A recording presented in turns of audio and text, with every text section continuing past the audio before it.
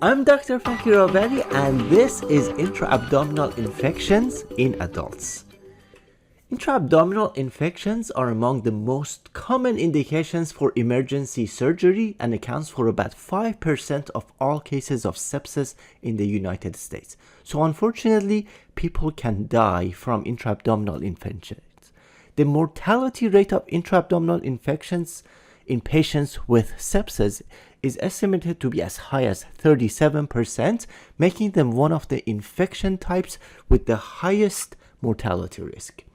The majority of intra-abdominal infections are community acquired, so about 80% of them are in the community. And the remaining 20% are healthcare associated, that are most commonly acquired as complications of previous elective or emergency abdominal operations. So community acquired intra-abdominal infections is less likely to be due to resistant organisms, whereas healthcare associated intra-abdominal infections are more likely to be caused by resistant organisms. Intra-abdominal infections can take several forms and includes a variety of entities resulting from disease or trauma to both hollow and solid organs located in either the peritoneal cavity or retroperitoneal space. So let's take a look at a typical picture that you will see in a textbook showing the organs in the abdominal area. So you can see there is the liver, there is the stomach, there is a gallbladder behind the liver, there is the small intestine and the colon.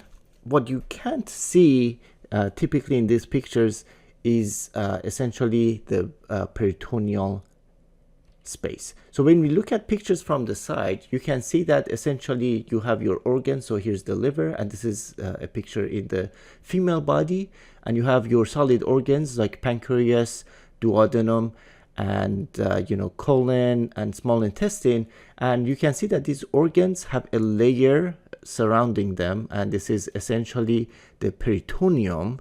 And then the space between these organs that are contained within the peritoneum are the peritoneal space, and that's typically is normally filled with normal amount of fluid. And when you look at the male physiology, you can see something similar. So you have your solid organs. Here's the liver, and here's the stomach, and there is a layer of peritoneum. And inside the peritoneal cavity, there are fluids that are normally sterile. Now, retroperitoneal space is behind the peritoneal space. So retro means behind. So if you can see that, essentially in this picture, the darker color is the peritoneal space. When you see behind it is pancreas and duodenum, and this space between pancreas and duodenum, which is behind the peritoneal space, that's referred to as retroperitoneal space. That's present in both female and male. Now let's take a look at some reliable resources. So IDSA guidelines for complicated intra-abdominal infections were released in 2010 that included recommendations for diagnosis as well as management. So treatment recommendations are from 2010 guidelines. The AASLD, or the American Association for the Study of the Liver, also released guidelines in 2021, or rather guidance in 2021 for the management of ascites, spontaneous bacterial peritonitis, and hepatorenal syndrome. Some patients who are on peritoneal dialysis can also develop peritonitis as a result of dialysis, and ISPD, which is the organization for International Society for Peritoneal Dialysis, also has guidelines for management of peritonitis in those patients. And in critically ill patients, Society of Critical Care Medicine, or SCCM, released guidelines in 2023 for management of adult acute and acute unchronic liver failure in the ICU, which does include peritonitis. And most recently in 2024, IDSA released the first set of updated guidelines for complicated intra-abdominal infections, and this release focuses specifically on risk assessment, diagnostic imaging, and microbiological evaluation in adults. It does not have recommendations for treatment or management, and subsequent releases of the guideline will include recommendations for management. The first learning objective is distinguish between common types of uncomplicated and complicated intra-abdominal infections. Let's look at some definitions. So uncomplicated intra-abdominal infection involves only intramural inflammation of the gastrointestinal tract without extension into the peritoneal space. And so this is essentially localized at specific organs. So let's say the liver or the colon or some of those organs without extension into the peritoneal space. However, if uncomplicated intra-abdominal infection is not managed adequately, it can progress into complicated intra-abdominal infection. And by complicated intra-abdominal infection, we're referring to infection that extends beyond the hollow viscus of origin into the peritoneal space or an otherwise sterile region of the abdominal cavity, and it is associated with peritonitis with or without abscess formation. So essentially, if there is an infection in one of those organs and at the same time the patient develops peritonitis, that's essentially led to complicated intra-abdominal infections. Now again, about 80% of these infections are community acquired, so these are usually by the patient's own microflora. These are present within 48 hours of admission to the hospital. So in the first 2 days of hospital admission, if somebody develops intra-abdominal infection, it's considered community acquired because it takes time for organisms to grow and cause an infection. So if it's within 48 hours, that means it must have been growing from the community. And they occur in patients that do not have significant history of healthcare exposure. Now, for healthcare-associated intra-abdominal infection, it can be classified as either community onset or hospital onset. So if it's obviously if past 48 hours into the hospitalization that's developed, it's hospital onset. But also if it's in the community, but in the setting of a healthcare facility, for example, people who go get dialysis routinely, or somebody was getting surgery, those are typically community onset. Now let's take a look at the liver and the biliary system. So you can see that here's the liver and here's the stomach. And the liver has many functions. For example, it makes proteins, including coagulation, cascade proteins. It has an important role in detoxification and metabolism, including metabolism of fructose and alcohol and other substances, but also it has a role in production of bile acids. So bile acids are essentially made in the liver, and bile acid is the bile. I should say that essentially the liver makes the bile, and the bile includes bile acids. So it's essentially what's secreted is the bile. And bile acid is in the bile helps emulsify the large fat particles of the food into many minute particles, and then that makes it easier to digest. Now bile serves as a means for excretion of several important waste products from the blood as well. So that includes bilirubin and excesses of cholesterol that are handled by the liver, that they are released into the bile. Now, bile essentially gets released into the common bile duct as food comes through the stomach. And, there is an acidic environment that the food has to go through first. But then it will send a signal for this bile to be released into the common duct. There's also pancreas. Pancreas, essentially has the role of secreting insulin and, when appropriate, glucagon into the bloodstream, not into the GI tract. But pancreas has a role of releasing pancreatic juice into the duodenum that includes enzymes such as lipase. So essentially, bile will go down here, but also excess bile can be stored in the gallbladder. So you can see that the gallbladder is here. So as bile is released, excess amounts will be stored in the gallbladder for later use. Anytime there is fatty food coming into the stomach, it will signal the release of bile. Now, the problem with bile is that as it concentrates, it can turn into stone. So you can see here's the liver where the bile is produced, and occasionally it can form into stones that, you know, a lot of the time they don't necessarily make an obstruction here. But these stones, as part of bile traveling into the gallbladder for storage, these stones can also travel and get stuck in the gallbladder, and they can actually get even more concentrated and grow and become bigger, which can essentially cause obstruction in the gallbladder. Now, causes of gallstones include, for example, too much absorption of water. So hydration is a good strategy for reducing the risk of gallstone formation, or too much absorption of bile acids from bile, or too much cholesterol in the bile, or inflammation of epithelium.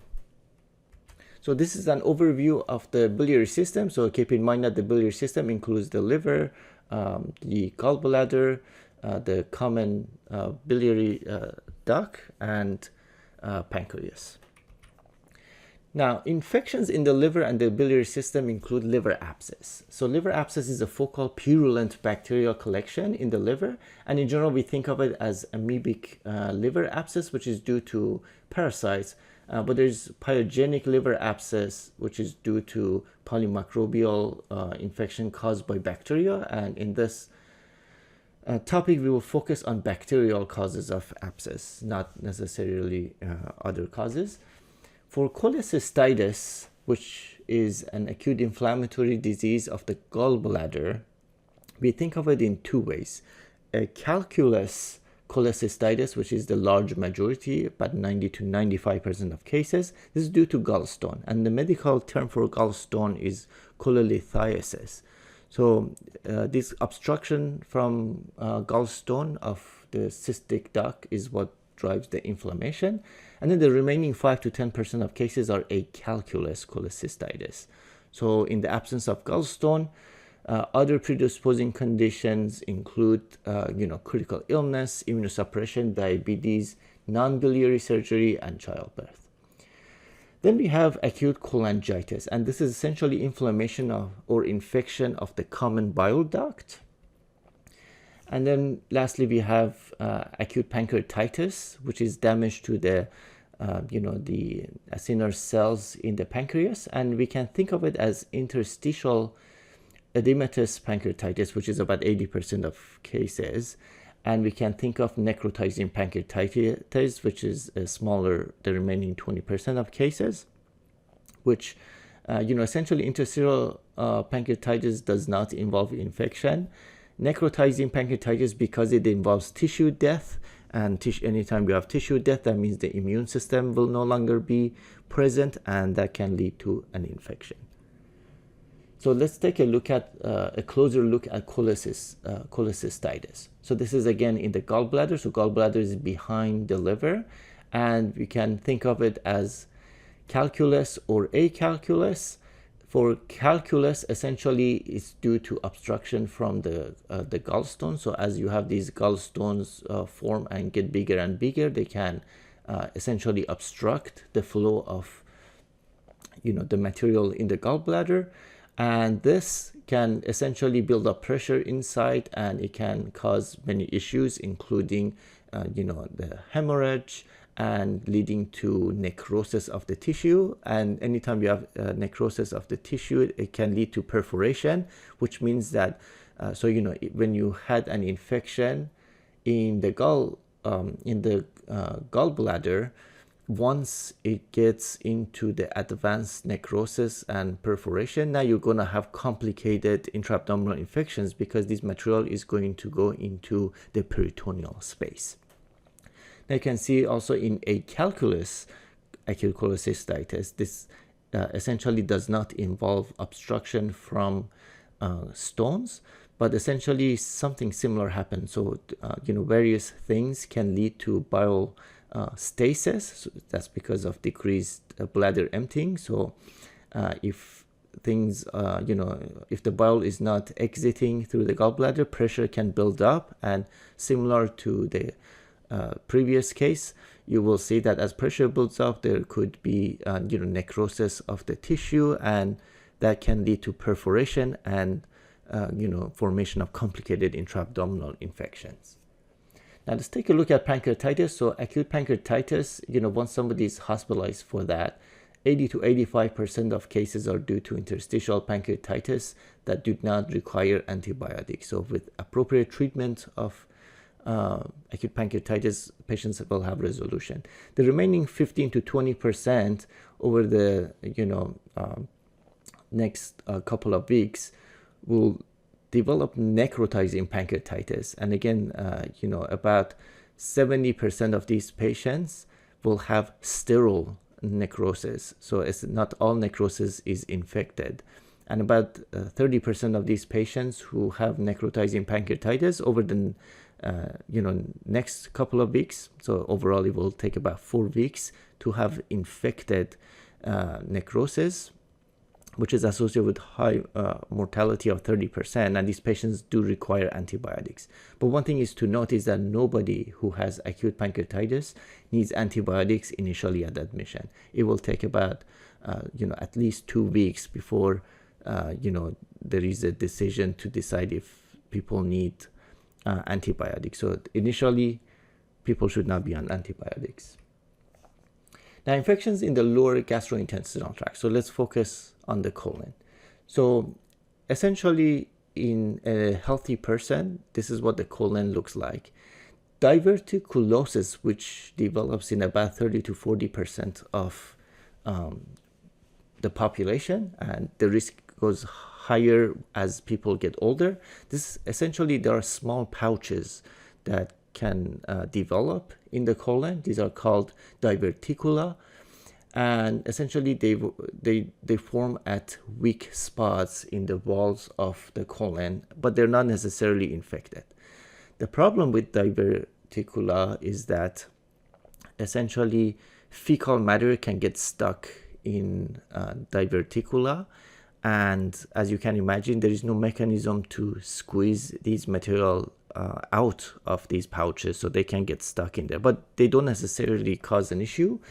But in about 4 to 25% of patients, this can lead into inflammation. So once there is an inflammation, that's when you have acute diverticulitis, and it could essentially lead to infection as well. And this is when patients will develop abdominal pain, and that's when they will essentially seek help from the healthcare providers. And lastly, since the appendix is at the end attached to the colon, acute appendicitis, which is the inflammation of the appendix, that's also part of the lower gastrointestinal space. And when we look closely at the appendix, so inside the appendix there are bacteria present as normal part of the microbiome. So the appendix does have a role in the human health, and that's specifically to house healthy microbiome. Now, as you can imagine, the appendix could potentially get obstructed due to many things. The most common cause of obstruction would be fecal matter getting stuck here, but also other things can lead obstruction here. And once that happens, again, the pressure will start to build up inside appendix, and this can happen actually pretty quickly. That can lead to inflammation, and potentially it can lead to necrosis of the tissue and perforation. And as perforation happens, essentially that's when you have complicated intra-abdominal infection. So this becomes a medical emergency. Now, once you are in the peritoneal space, that's essentially the definition of complicated intra-abdominal infection by, if any of those organs that get infected, if they advance into the peritoneal. However, not all peritonitis are due to another source of infection. For example, primary peritonitis essentially means that it was not secondary to anything else, right? Now, this is a very small percentage of all peritonitis cases, so about 1%. So the large majority of peritonitis is due to another infection. Primary peritonitis, for the most part, you can think of patients with cirrhosis, so spontaneous bacterial peritonitis. That is, in fact, what the spontaneous is referring to, that the infection started in the peritoneal space. It did not come from, like the pancreas or the gallbladder or other organs. The other option is people who are on peritoneal dialysis. Dialysis itself can be the source of infection directly into the peritoneal space. Now, secondary peritonitis, as I mentioned, is the most common, so 80 to 90% of cases, and it is caused by microbial or chemical contamination of the sterile peritoneal cavity from multiple disease processes. So this typically starts, with one of those other uncomplicated intra-abdominal infections and advance into secondary peritonitis. And the concept of tertiary peritonitis essentially refers to a persistent or recurrent infection without a surgically treatable focus. And it may be due to disturbance in the host's immune response and often is associated with less virulent and potentially resistant microorganisms. And lastly, there could also be intraperitoneal abscesses, which can occur secondarily as the consequences of diseased organs, penetrating trauma, or a surgical procedure. Now let's take a look at some clinical characteristics. So peritonitis, essentially patients will have loss of appetite, bloating, nausea, vomiting, abdominal tenderness. Fever may or may not be present on a physical exam. Bowel sounds are hypoactive. Now with peritonitis, pretty much acidic fluid is available, and on acidic fluid analysis, you will have leukocytes more than 250, that's essentially diagnostic criteria for peritonitis. And on imaging, essentially abdominal radiographs may show free air in the abdomen, which indicates perforation or distension of the small or large bowel. For abscess, again, there will be abdominal pain or discomfort. In fact, for pretty much all intra-abdominal infection, there will be some sort of abdominal pain in various regions of the abdomen. So you can think of it in quadrants, so upper left, upper right, lower left, and lower right quadrant, and that region can sometimes indicate what type of intra-abdominal infection. But regardless, abdominal pain is pretty much what leads patients to seek help. Now, fever is usually present for these abscesses, and ultrasound is the primary diagnostic method used when intra-abdominal abscess is suspected. However, CT is also useful. Now, for the 2024 IDSA guidelines, they have specific recommendations for imaging. So essentially for appendicitis, diverticulitis, and intra-abdominal abscess, they actually say abdominal CT scan is the initial diagnostic imaging modality that's preferred. Of course, if CT doesn't find anything and there is a high suspicion, other modalities can be used like ultrasound and MRI. With cholecystitis and cholangitis, the guidelines do recommend abdominal ultrasound as initial diagnostic imaging, but again, CT scan and other forms of imaging can be used. For microbiological assessment, the question is, do patients need blood culture and intra-abdominal culture? And the 2024 IDSA guidelines essentially say that blood cultures should be obtained in patients with suspected intra-abdominal infections who have a fever and one of the following. So either hypotension, or tachypnea, or delirium, or if there is concern for antibiotic-resistant organisms. So there are many risk factors for antibiotic-resistant organism. The most commonly is receipt of antibiotics in the past 90 days.